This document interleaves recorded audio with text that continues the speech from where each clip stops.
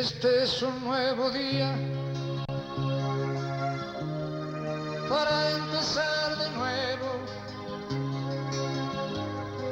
para buscar al ángel que nos crece los sueños, para cantar, para reír, para volver a ser feliz. Esperamos que este mensaje de Juan José Vargas Fallas sea el inicio de una vida en abundancia y felicidad para usted. En este nuevo día yo dejaré el espejo y trataré de ser por fin un hombre bueno.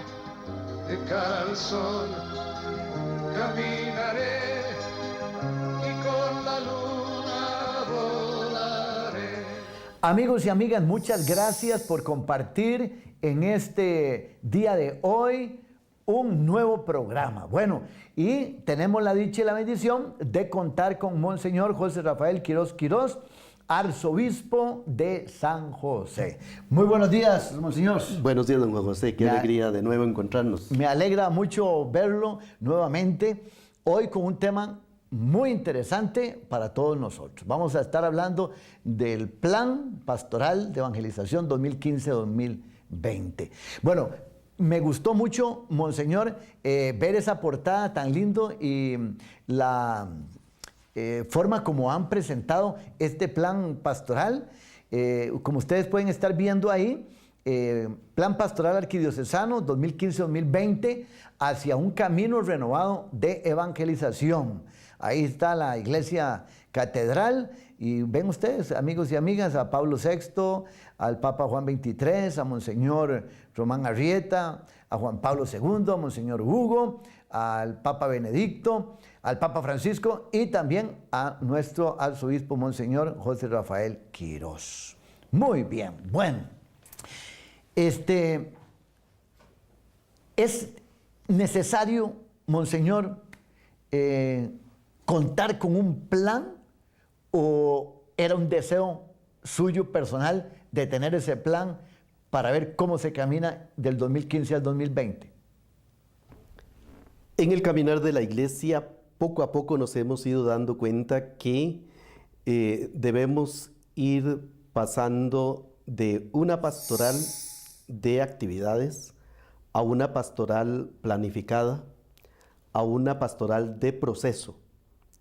Así como en las empresas, por ejemplo, así como en otras actividades, si escuchamos incluso en los equipos de fútbol que se dice estamos en un proceso, pues también ese aporte lo hemos recibido en nuestra iglesia y nos damos cuenta de que hay necesidad de planificar la pastoral, es decir, de proponerse objetivos, de proponerse metas, de decir en el término de estos 5 años deseamos caminar hacia esto. Y por otro lado también es importantísimo ver si esos objetivos en realidad se están cumpliendo, se están viviendo y si las metas hacia las cuales se camina en verdad se van a alcanzar. Es decir, por eso en este plan nos hemos propuesto también una evaluación continua para ver cómo estamos respondiendo al plan. Y se trata de un actuar pastoral ordenado, orgánico y de compromiso de todos. Por tanto, es importantísimo tener para mí un plan pastoral y que en las parroquias, en todas las comunidades, se sepa qué es lo que deseamos a nivel arquidiocesano y evitar lo que se daba cuando no se tenía el plan, por ejemplo, que cada párroco, cada sacerdote tenía su propio plan o llevaba adelante las actividades sin ningún objetivo común.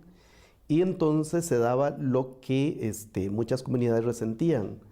Un sacerdote muy entusiasta que había impulsado tal o cual plan durante, o se había propuesto tales objetivos para los años que estuvo, y llegaba otro sacerdote y con otras cuestiones totalmente distintas tal vez. El mismo objetivo de evangelización, pero con metodologías distintas, con una visión diferente. Entonces, lo que nos permite un plan pastoral es caminar en comunión y, digámoslo así, de manera conjunta. En este sentido, Monseñor José, ayúdate, que Dios dice la gente, Dios te ayuda, pero hay que ayudarse también. O sea, es cierto que Dios guía a la iglesia, Dios es el que nos da la inspiración, pero nos dio la inteligencia y la capacidad, y podemos hablar que un plan como este no es un arma de doble filo, sino que es un arma y una herramienta que nos va a permitir, dentro de 5 años, analizar cómo caminamos, qué fue lo que logramos y lo que tenemos que mejorar, ¿verdad? Ahora, para hacer este plan, analicé que se hizo un estudio, primero hacia adentro, ¿verdad? Hacia adentro de nosotros. Y entonces viene en primer lugar los desafíos pastorales ad intra. Y ahí se habla, Monseñor, me gustó mucho porque es una palabra muy clara, muy directa y muy sencilla. Se habló de crisis de identidad cristiana. Se habló de falta de entusiasmo misionero, de la misión como una cosa más. Se habló también de la búsqueda y prestigio, reconocimiento y vanagloria y bienestar personal. Y algo que me llamó la atención muchísimo, se habló de funcionalismo, que muchas veces dentro de la iglesia nos convertimos más en funcionarios que en discípulos. Se habló también ahí en esos desafíos ad intra de la falta de compromiso, la conversión pastoral y sobre todo la apertura de la iglesia para evitar un encimamiento eclesial. Hay que avanzar en eso.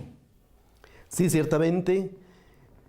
Y me voy un poquito atrás porque las imágenes que presentan, digámoslo así, el plan pastoral no han sido colocadas ahí por casualidad, sino que queremos señalar cómo el plan pastoral responde ya a todo un proceso de iglesia y un proceso de evangelización, que no es de ahora, sino este proceso evangelizador y esa conciencia evangelizadora que comienza a tomar muchísima fuerza a partir del Concilio Vaticano II y a partir de la Evangelii Nuntiandi de Pablo VI, donde se nos recuerda a todos como iglesia que la razón de ser de la iglesia es para evangelizar.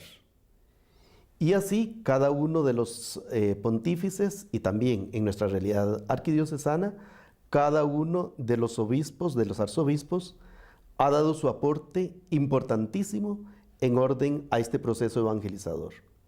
Y se ha venido caminando en ese sentido de el deseo de llevar el mensaje del Señor a todas las personas.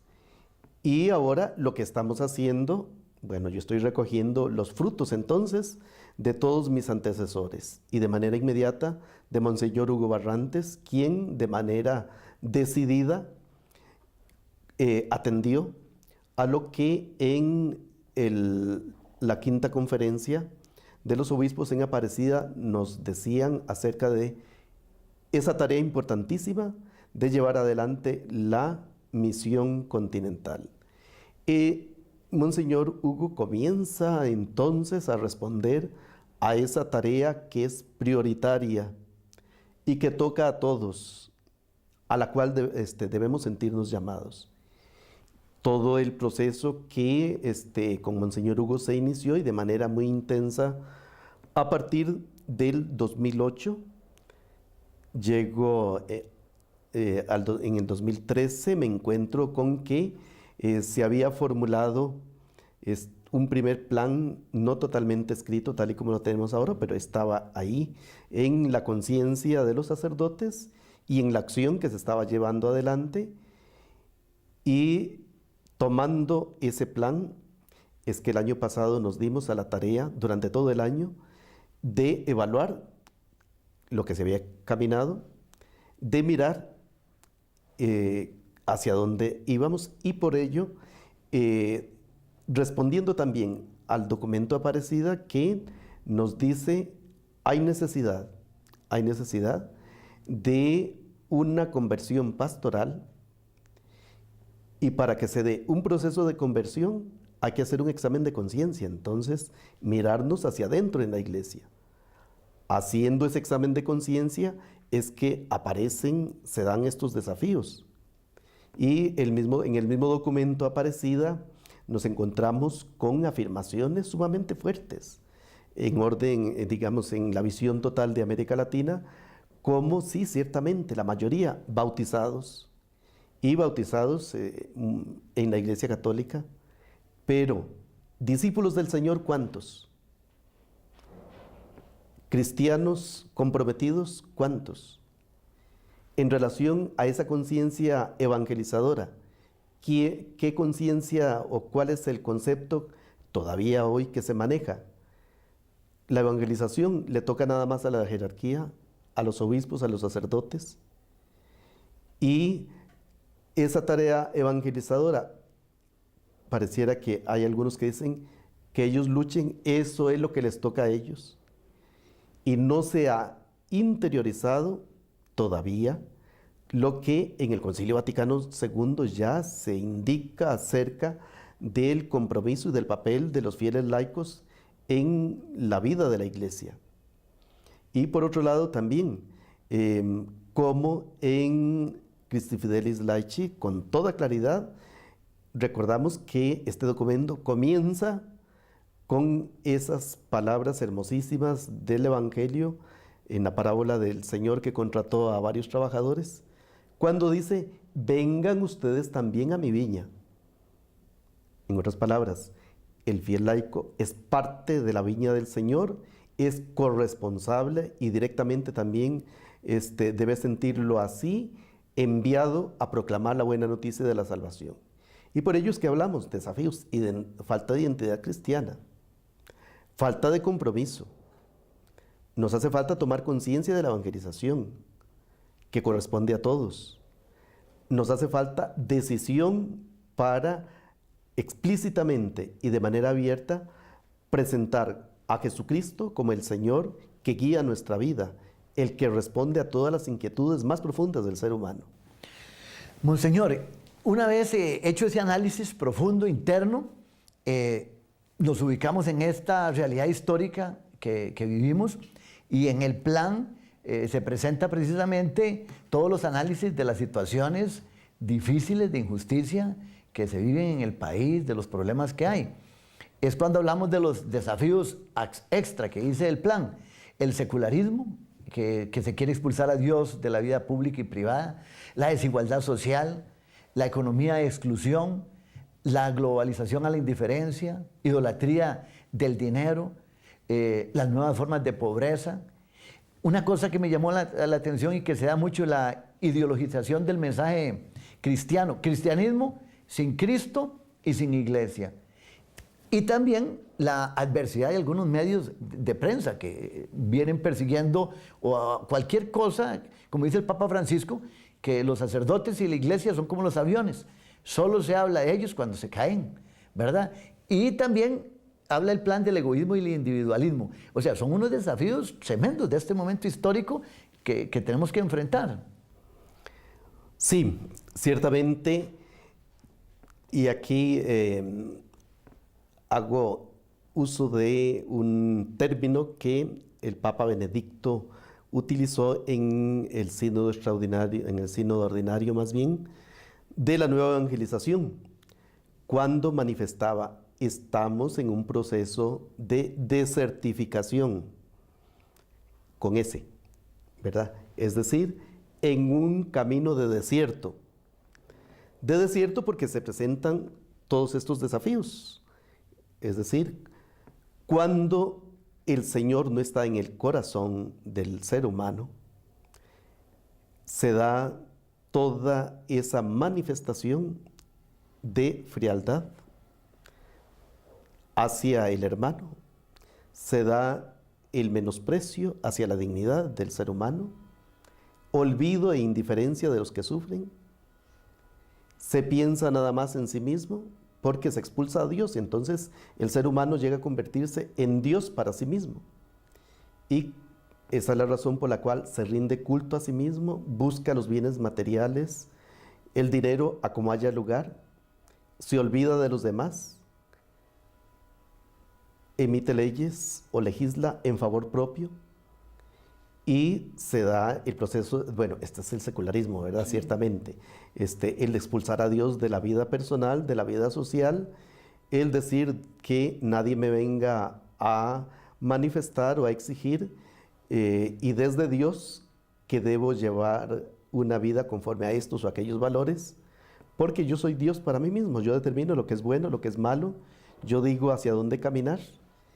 Pero el Santo Padre nos decía, bueno, sí, ciertamente, hay sequedad en el desierto, hay sequedad, hay aridez, hay una serie de manifestaciones que nos hablan de la no vida, no hay vida en el desierto, pero a su vez esto se convierte para nosotros en un desafío. Por eso, Monseñor, es importantísimo cómo se ha enfocado el propósito del plan de evangelización. Compartir la experiencia, la felicidad y la plenitud de vida que brota del encuentro con Jesús. La visión. Somos una familia de discípulos misioneros de Cristo que acoge a todos y anuncia con alegría la buena nueva. ¿Cuál es el objetivo general? Consolidar un camino de evangelización que suscite discípulos misioneros al servicio del reino de la vida. Y la meta, pequeñas comunidades parroquiales de fe, culto y amor. Y sobre todo el lema, la iglesia, comunión y misión. Está sumamente claro todos esos puntos, Monseñor. Es nuestro propósito y deseo el cambiar, en la medida que sea posible, la mentalidad de algunos, tal vez, de tener una imagen de Dios, por ejemplo, y de sus mandatos, la imagen del Dios castigador, del Dios egoísta, del Dios que impone y no deja en libertad a la persona, por la imagen del Dios que acoge, Dios que es misericordia, Dios que sí nos dice, caminen por acá, observen estos mandatos, no nos está imponiendo ninguna carga, sino nos está diciendo, por aquí está la felicidad, por aquí está el gozo. Y por ello, el cristiano nunca puede manifestarse y no debe manifestarse como aquellos de cara larga, aquellos que no sienten entusiasmo por la vida, sino más bien, con el Santo Padre Francisco, expresar el gozo, la alegría del Evangelio. Es proclamar el Evangelio del gozo y de la alegría, es proclamar el Evangelio de la vida, es proclamar el Evangelio de la familia, el gozo de vivir en la familia, el gozo de sentirnos en esa realidad propia del ser humano que es el estar en relación con Dios, el estar en relación con los hermanos, y por ello es definitivo que a la hora de asumir el plan pastoral también debamos hacerlo así, en esa alegría y en ese gozo del Señor. Y por ello aprovecho para invitar a todas las comunidades parroquiales arquidiocesanas a adquirir, si no lo han adquirido, el texto del plan pastoral. Hay en la iluminación de la realidad datos importantísimos acerca de nuestra realidad social, política, y también la iluminación doctrinal nos ayuda a todos enormemente a comprender el espíritu del plan arquidiocesano de pastoral, el plan pastoral nuestro, y a caminar por los lineamientos que ahí se tienen. Monseñor, otro punto también importantísimo que leía yo es la implementación, o sea, los criterios pastorales de implementación, ¿verdad?, del plan pastoral. Entonces es como ir sembrando ya las matitas y me llamó mucho la atención salir al encuentro, hacernos cercanos, recuperando el sentido de la vida, ayudar a las personas a encontrar el sentido de la vida, siempre actuar como un buen samaritano, llenos de misericordia y preocupados por los marginados. Algo interesantísimo, antes de enseñar, preguntarnos y dialogar, y dialogamos, hablar con el corazón, ir sembrando esperanza a partir de lo positivo que hay en la sociedad y sobre todo asumir y promover una dimensión comunitaria de la fe. O sea, eso es desde el arzobispo hasta el laico más simple y todo. O sea, todos tenemos que implementar esos criterios, monseñor. Ciertamente, yo diría fortalecerlos, porque no estamos perdiendo lo que es la memoria histórica. Exacto. Nuestra iglesia ha estado presente en todos esos ámbitos. Tal vez que por actitudes de alguien, actitudes personales, se nos percibe como una iglesia lejana. Pero sí, ciertamente, deseamos que se nos perciba tal y como hemos estado actuando y como deseamos en adelante todavía fortalecernos más en esos ámbitos, de la presencia en medio de los pobres, de la presencia en medio de los más necesitados, el tener una iglesia y nuestras parroquias, ojalá, lleguen a percibirse porque son así, porque esa es la realidad. Casas abiertas de acogida, donde la misericordia es desbordante, donde se atiende a las personas con gran generosidad, donde se impulsa todo el proceso de evangelización en las comunidades. Y, como repito, la memoria histórica no debemos perderla, sino que tener muy, pero muy presente cómo mucha, incluso de la legislación laboral y demás que hoy tenemos, y en la legislación social, es gracias a la presencia de bautizados. Y cuando digo de iglesia, tanto jerarquía como laicos que se han comprometido en hacer posible todo ello en favor de toda la población. Y también tomar conciencia todos. La fe, la religión como apertura a la acción de Dios en nuestras vidas y a esa relación estrecha con el Señor, no puede quedarse nada más, en ideas abstractas, en conceptos, en expresiones, en prácticas incluso, ya sea, por ejemplo, procesiones o devociones, y que termine ahí todo. Eso es importante, hay que practicar esto y también el compromiso con los hermanos, abiertos totalmente a la cercanía con los demás. Y como culminando, monseñor, se habla en el plan pastoral de evangelización, ubicando a la familia como el eje transversal. Y se hace referencia al documento de Aparecida, ¿verdad? Dado que la familia es el valor más querido por nuestros pueblos, creemos que debe asumirse la preocupación por ella como uno de los ejes transversales de toda la acción evangelizadora de la iglesia.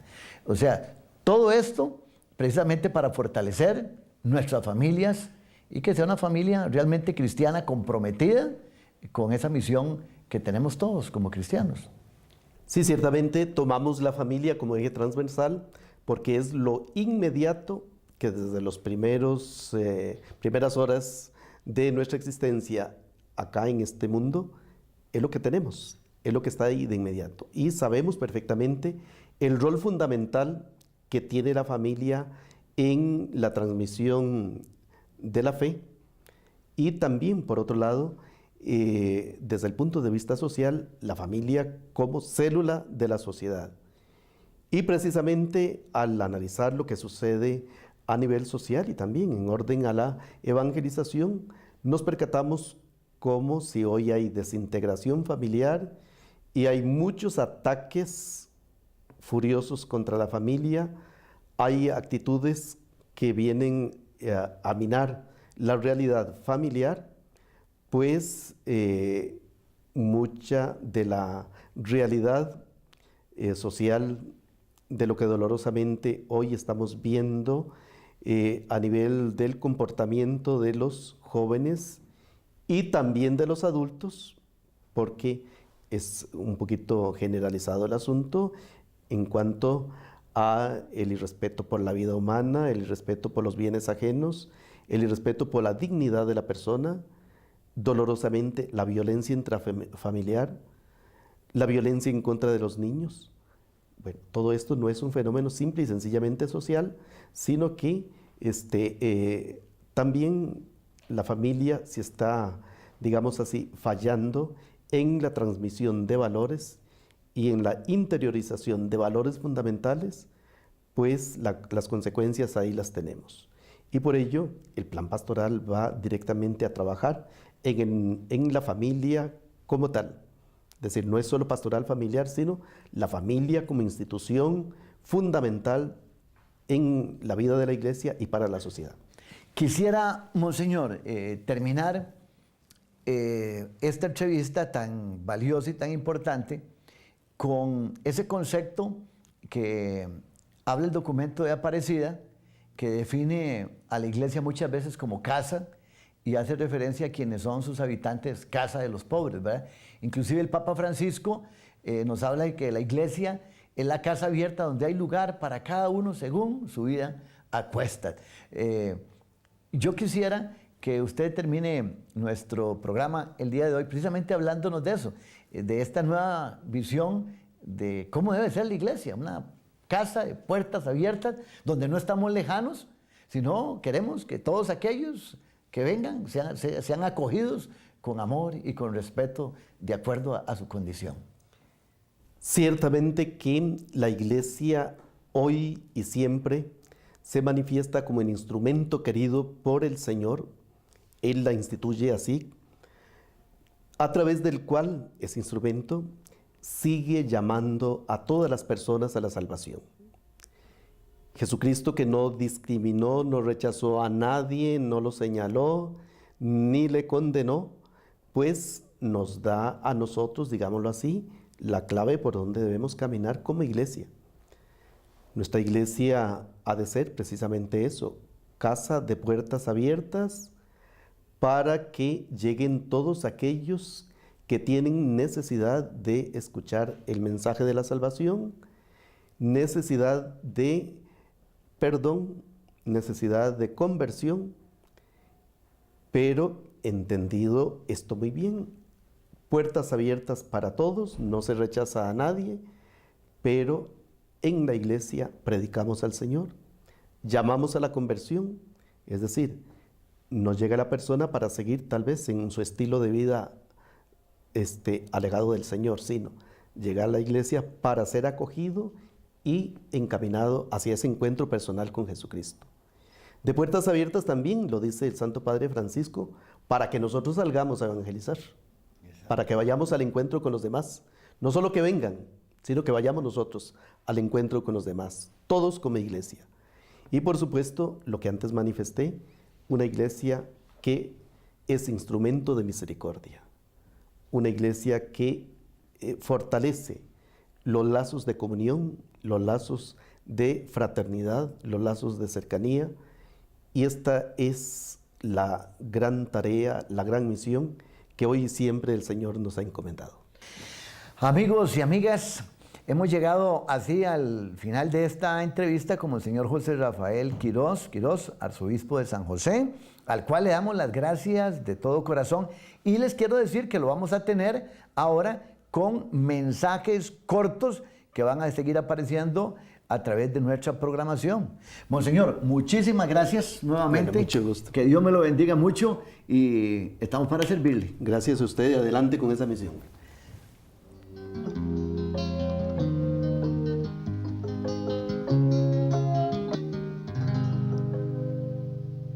Este es un nuevo día para empezar de nuevo, para buscar al ángel que nos crece los sueños, para cantar, para reír, para volver a ser feliz. Esperamos que este mensaje de Juan José Vargas Fallas sea el inicio de una vida en abundancia y felicidad para usted. En este nuevo día yo dejaré el espejo y trataré de ser por fin un hombre bueno de cara al sol, camino